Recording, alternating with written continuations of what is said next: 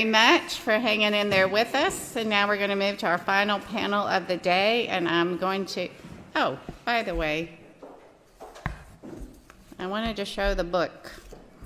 This book was presented last night by Dr. Barbara Kolm of the Austrian Economics Center to the Danube Institute. And it's a book that's geared towards a younger audience. It's Hayek's Road to Serfdom, this being this 80th year of its publication and the 50th year since he won the Nobel Prize. Have I got that right, Barbara? And it's got illustrations. And if you know of anyone that needs a copy for a younger person, let us know. We'll be happy to provide it. And now I will introduce Meg Hansen, who will introduce the panel. Thank you, Meg.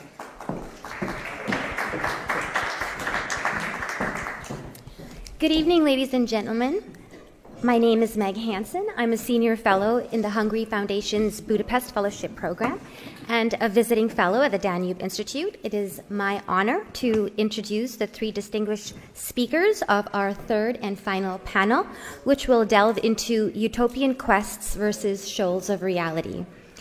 Dr. Krasen Stančić is associate professor at Sofia University in Bulgaria, where he teaches public choice, macroeconomic analysis, and public sector economics.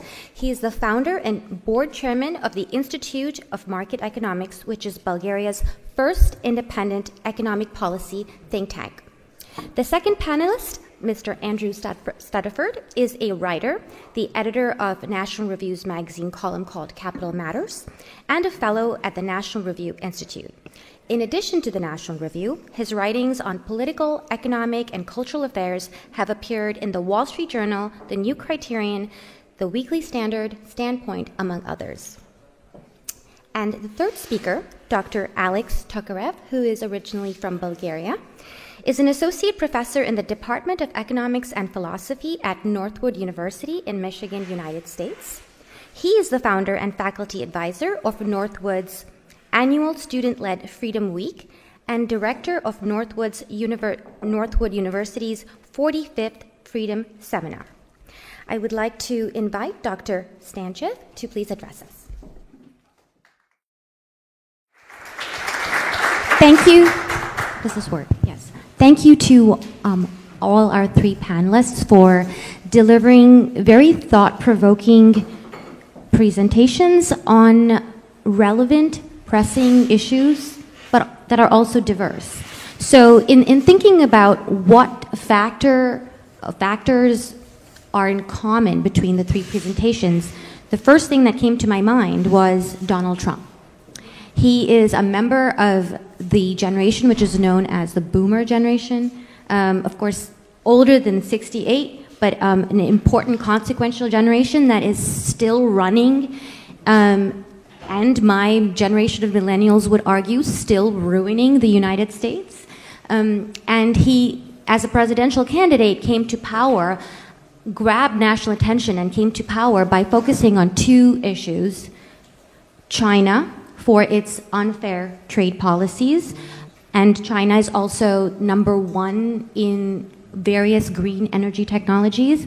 And number two, he focused on Mexico, not sending their best and brightest illegal aliens from the open border in the south. So when I think about these things, I think about what the new right in America has become under him, which is protectionism and tariffs.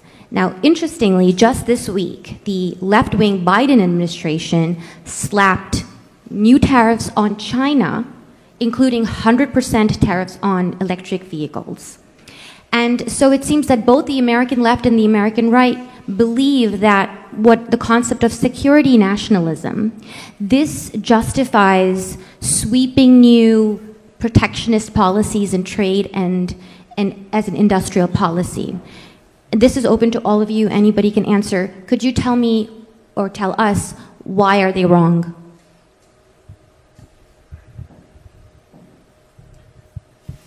I'm not sure that they are entirely wrong, is the answer to that.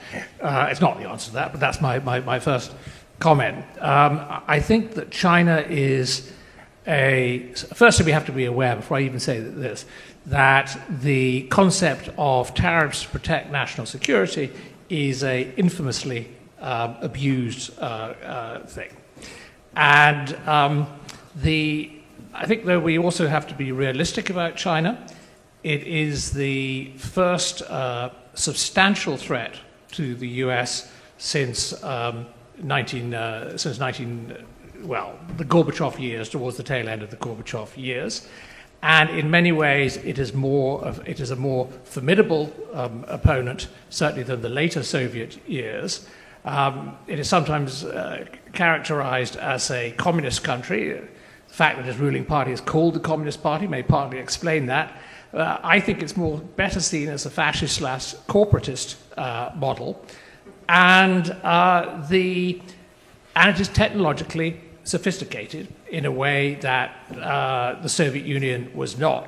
I mean, the Soviet Union was pretty unambitious in what it stole. I mean, a few nuclear secrets from Brits, whereas China has a systematic theft of intellectual property, and it wants to be the global hegemon. And the question is, to what degree do the US, or say we, the US, or American citizen, have to help it on its way? Not at all. And I think that the interests of the national interest, and Adam Smith, by the way, recognized this very clearly, that national interest, particularly when it came to security matters, was more important than what he called, I think, opulence.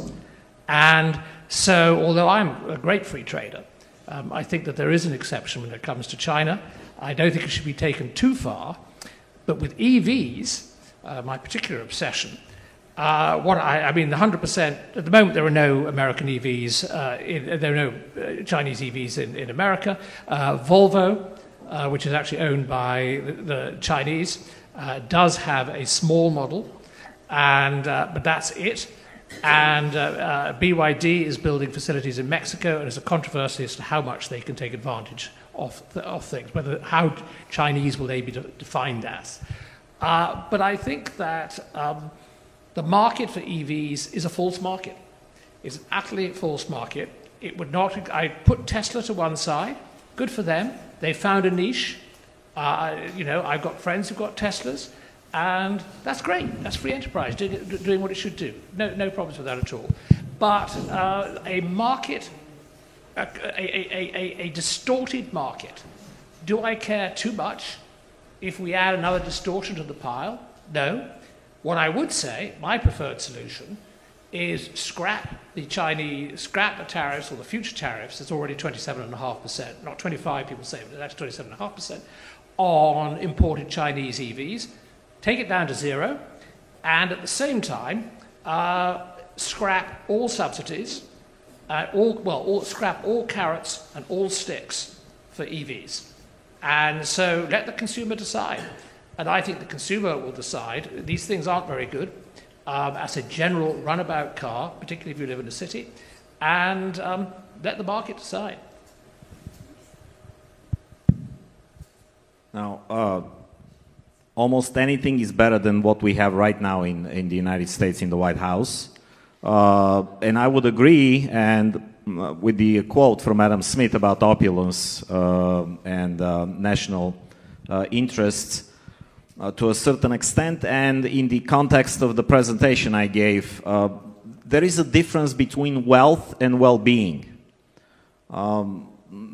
It is undeniable that more migrants coming to the United States can help us in all kinds of ways. We'll have more choices when it comes to food and entertainment, and there will be more younger, healthier people that will contribute taxes to, if we don't reform our pension system, the Social Security and Medicare, we'll go bankrupt, and younger immigrants might help with that.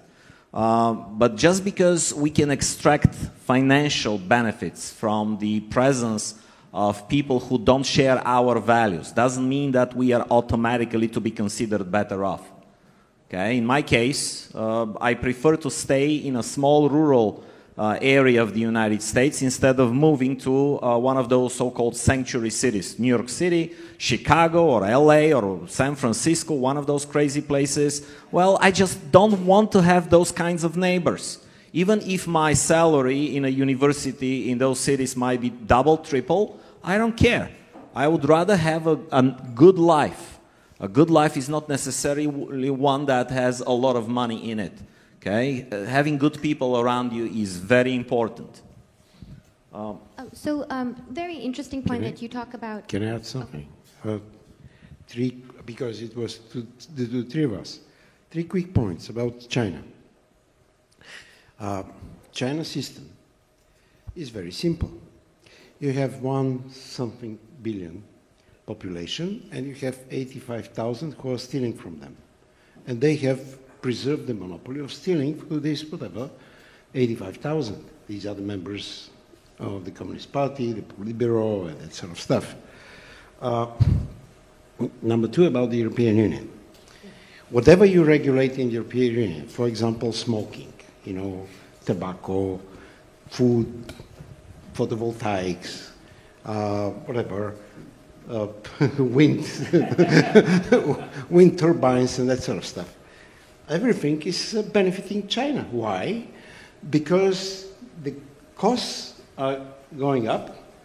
The European Union is promising, financing all this stuff. So all creates, like with tobacco, it creates, some sort of opportunity, for other businesses in other places. So everything is benefiting China, and I think you had that point. 2 points about Trump. Trump doesn't like, economic freedom, first. Second, he doesn't like individual freedom besides his own.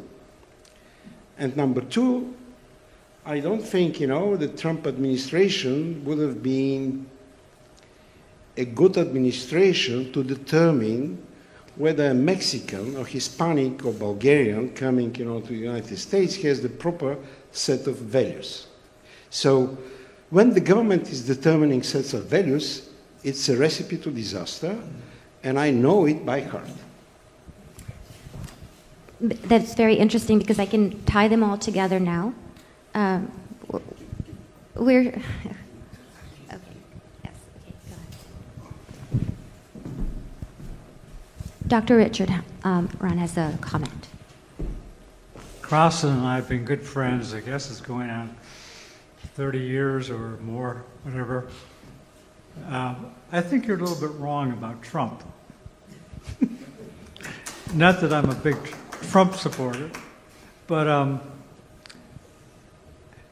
in terms of, remember, he is married to a woman from the Balkans, not far from you. And he seems very happy with her. And he seems happy with her values. There's this Trump derangement syndrome in the United States, and it's really been taken too far. I mean, Donald Trump has lots of faults. But it's sort of interesting. There were some interviews the other day with black American males who the blacks have overwhelmingly gone to the past to the Democrats. And if suddenly they noticed the number of black American males were going for Trump. And they're trying to figure out what was his policies that they liked. And they interviewed, and one guy says, well, he's a man's man. And that was the thing it was driving. Trump, in many ways, is an all-American boy. He's not going to roll back all the freedoms and stuff. The left has gone nuts making claims about what he's going to do. When he was in office the first time, he was nowhere near as restrictive as Biden's been. Trump didn't try to put his opponents in jail. The Biden administration has cheated and stolen in ways that Trump has never done. And Trump is, yes, you got to separate the rhetoric from the reality. And I think that many Europeans are overly fearful of a Trump administration because they believe the American news media rather than looking at actually the empirical evidence. Thank you. Thank you.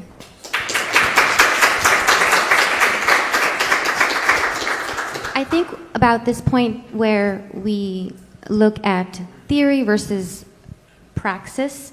We're talking about free market economics, we're talking about free trade, but what people understand, especially in developed countries like the United States, is that the free market caused the hollowing out of American manufacturing. It hurt American men who are men. And this is also the reason that was cited, one of the reasons cited for Brexit, because the Brexiteers said that the EU, as different nations, is hurting, causing the decline of different industries. In Hungary, Hungarian conservatives who are Eurosceptic also say this. For example, they say that the EU hurt the local milk processing industry. So this is what the rhetoric is in the public. My question is, does free trade, free market economics, the Austrian school, for following that, is deindustrialization inevitable?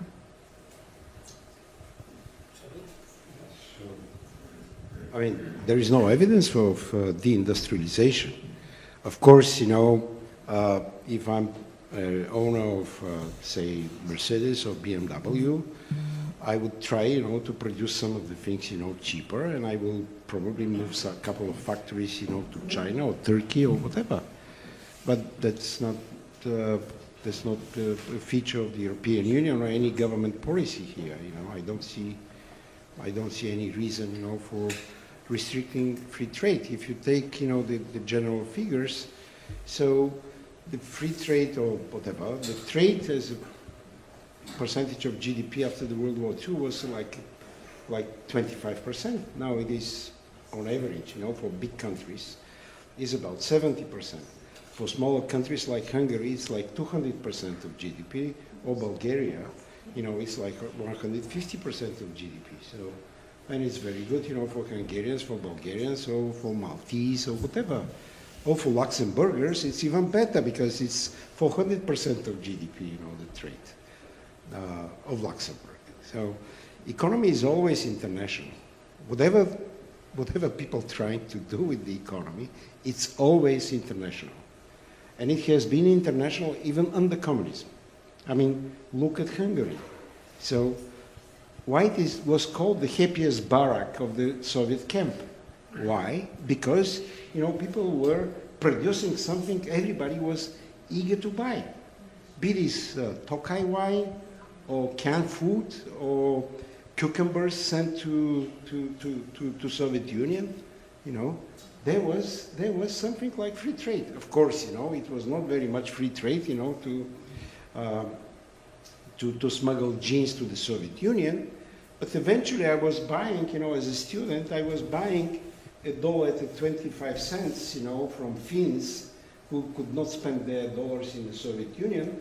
And I was buying jeans in Sofia for $7 and selling them in St. Petersburg for $125.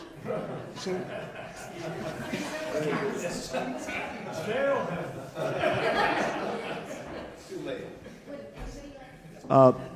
Brexit was not because of free trade.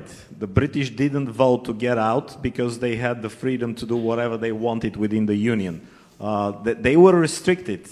Fishermen were denied the kind of access to the sea that their fathers and grandfathers had before the European Union appeared on the map. And there were many other occupations in which people had to rely on unnamed, unknown, unaccountable bureaucrats sitting in an office somewhere in Brussels, in Luxembourg, in some other country, who will just every day create new rules that stands as a barrier between them and their customers. So we should not be blaming the market for what politics has done. This is something that's happening over and over again, starting with the Great Depression at least.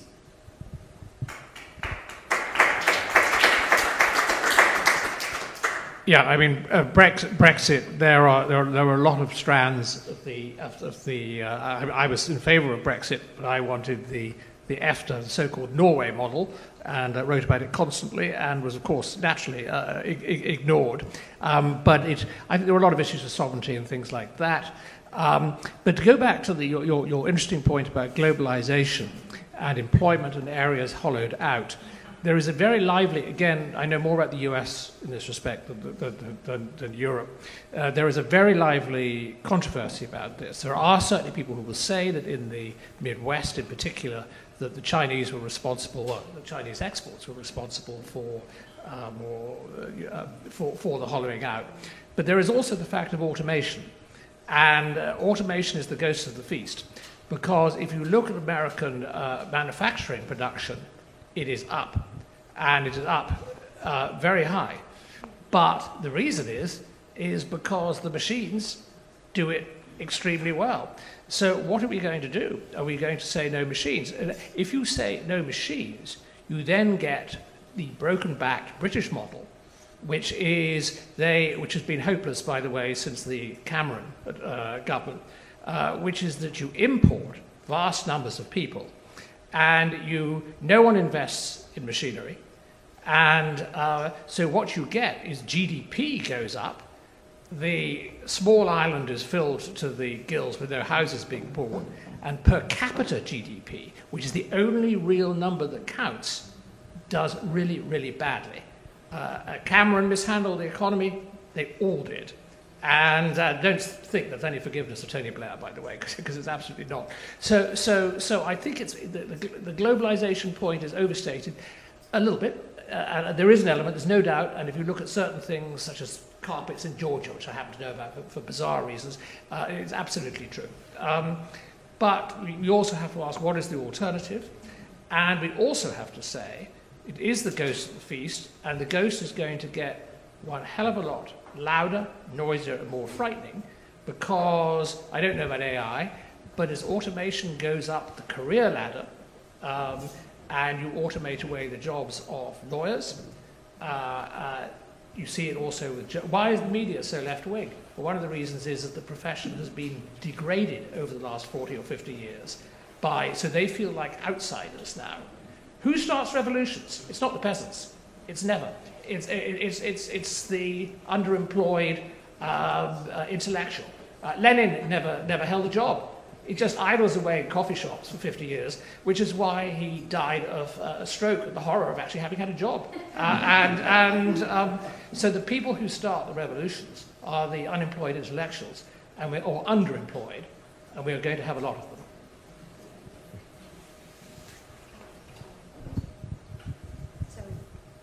With that, well, actually, I'll just say that sometimes even unemployed, non-intellectual people like Bernie Sanders from my state of Vermont start revolutions. That can happen too. But with that, I'd like to thank once again our distinguished speakers. Please join me in thanking them, and I will close the panel.